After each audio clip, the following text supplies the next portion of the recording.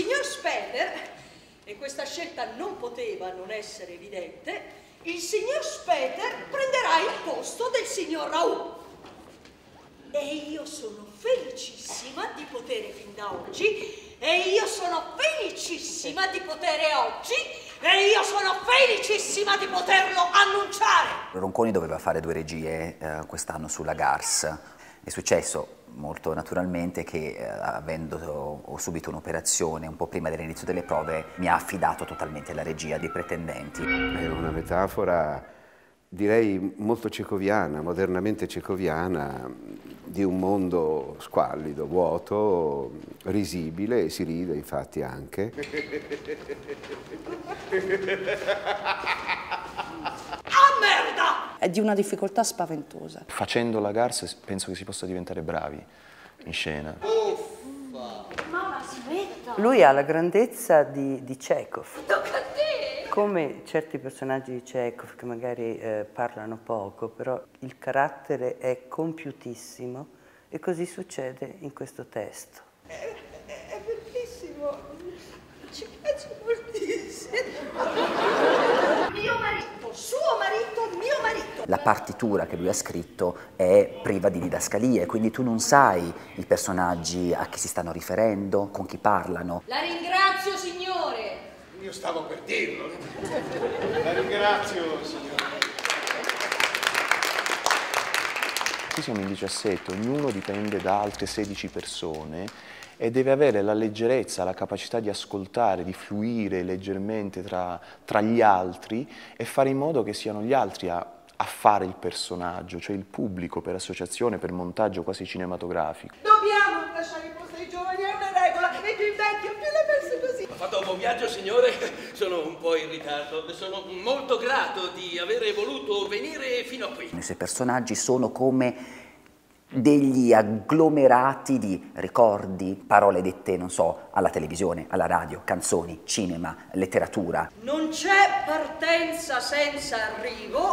Madonna Stella! Loro ripetono ciò che sentono, ma togliendo il senso, oppure mettendoci un senso tutto loro, che non fa altro che scardinare e annullare l'azione che loro vogliono portare a termine. No, non esageriamo, non c'è mica scritto Fattorino qui in mezzo. Mi hai guardato bene, cara la mia sottocapessa delle giovani esploratrici? Mi hai guardato bene? Scusa, che cos'è questa stronzata del cazzo? Parlano come pensano, quindi parlano estremamente male. Sgradevole è la parola giusta, molto sgradevole. È maleducato. Scortese, perché c'è una parola per questo, scortese. È maleducato! Si ha la sensazione di avere a che fare con un grande scrittore della lingua parlata e non credo sia giusto. Di prolungarla e di difenderla. Penso sia più appropriato parlare di uno scrittore che scrive anche il percorso della sua scrittura. Cioè, scrive quello che scrive e mentre lo scrive dice no, sarebbe più giusto dire forse così. No, anzi, dicevo meglio prima. La ringrazio, signore. Sono davvero commosso che lei sia stato presente. È il mio ruolo. Credo che la Gars in fondo si metta dentro questa società, cioè tutti abbiamo le nostre responsabilità se siamo arrivati, quindi non c'è un pregiudizio o un giudizio, no? Da fuori a dire guardate come siete, no, casomai come siamo diventati. E io so che spesso si rimprovera allo Stato questo atteggiamento, ma lo Stato mi si perdonerà questa ovvietà. E non è un affare da nulla.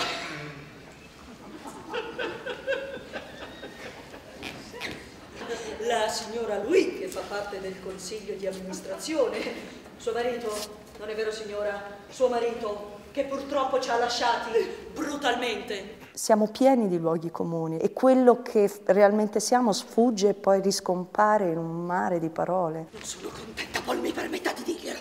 Ne sono desolata, lei mi conosce, non è mia abitudine intervenire in questo modo, ma mi permetta di dirglielo, non sono contenta.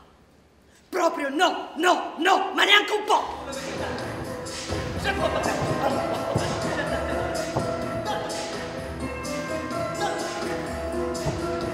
La Maison du Sourd, c'est une collaboration franco-espagnole. Donc dès le départ, on a travaillé avec des danseurs espagnols et j'ai associé une chorégraphe espagnole dans ce travail. C'est la première fois que je partage le plateau avec une autre chorégraphe. Les 10 premières minutes sont écrites par Monica Valenciano. And finally,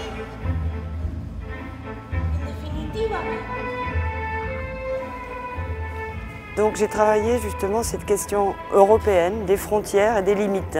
Là-dessus, j'ai pensé effectivement à un peintre, à Goya. Parce que Goya, dans sa maison, la Quinta del Sordo, la maison du sourd, c'est là qu'il a peint ses fantasmagories, ce que l'on appelle les peintures noires. Et je trouvais que c'est le geste de Goya qui marque vraiment le moment d'une rupture avec le classicisme, avec la réalité. Et donc c'est la partie de l'inconscient qui arrive dans sa peinture, de la mémoire. C'est-à-dire que notre mémoire est présente en nous, là je vous parle, et elle sommeille. Et la nuit, dans le rêve, la mémoire ressurgit.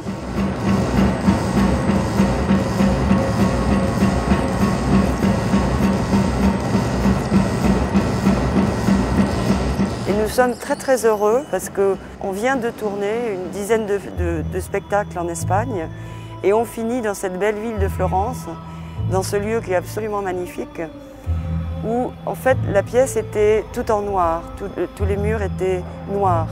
Et on a trouvé que le lieu était tellement beau qu'on a décidé d'adapter la lumière et de laisser les murs à murs de ce lieu. Voilà, donc pour nous c'est presque une création finalement, plastiquement en tout cas ici.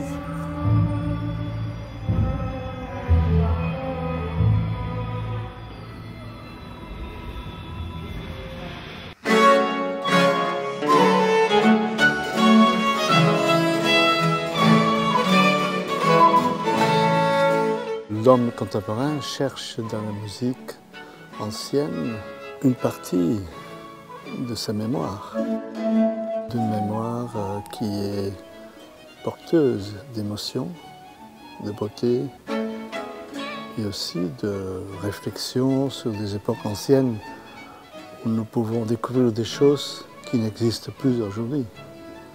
Et en même temps, comme cette musique ancienne n'est pas vraiment ancienne, parce qu'elle existe, elle est interprétée aujourd'hui par des musiciens de notre temps.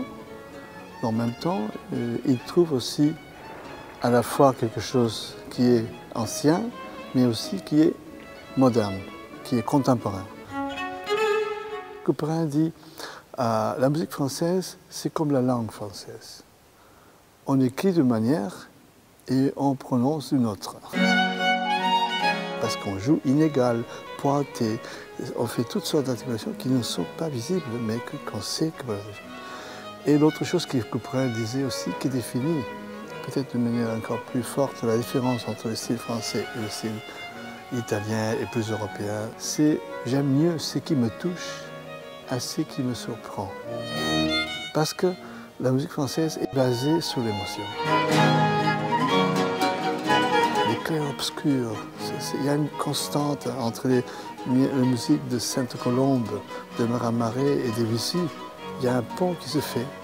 Il y a ces jeux de choses dites mais pas dites tout à fait, d'ombres, de sons qui sont filés, le son qui meurt, par opposition à la musique italienne qui est en général une musique plus extrovertie, plus basée sur la virtuosité de l'instrument et plus basée sur la surprise de quelque chose qui vous surprend vraiment.